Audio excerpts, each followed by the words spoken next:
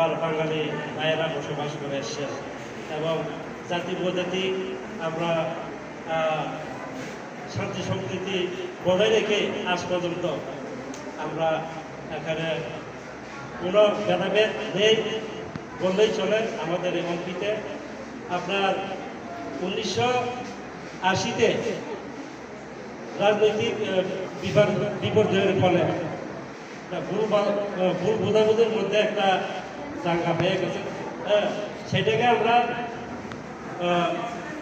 ভুলে গেছি, ঠিক আছে না? আবার সেই 80 সালের আগের যে পরিস্থিতি বর্তমানে এখানে জাতি প্রজাতির মধ্যে আদান প্রদান আমরা এখনো একে অপরকে বিশ্বাস করে আমরা বসবাস করছি, ঠিক আছে না?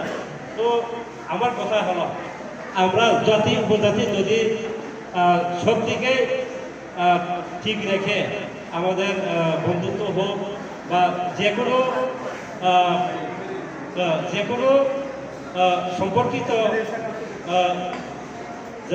সেটাকে সঠিক রেখে আমরা একটা বসবাস করছি, ঠিক আছে না? তো আমরা দেখে আসি এতদিন যারা বাঙালিরা কোনোদিনই আঞ্চলিক পার্টি করেন না, ঠিক আছে না? কিন্তু আমাদের যে তীব্রামথা পার্টি সেটা একটা আঞ্চলিক পার্টি বটে, কিন্তু আমাদের মহারাজা জাতি বিদ্বেষী কোনো রাজনীতি করেন না, সেটা আপনারা সবাই জানেন, ঠিক আছে না?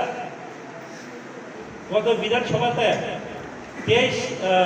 2023-এ যে বিধানসভা আমাদের মহারাজা 5 জন নন ট্রাইবাল ডেট মিনস বাঙালি ভাইদেরকে এমএলএর জন্য টিকিট দিয়েছেন।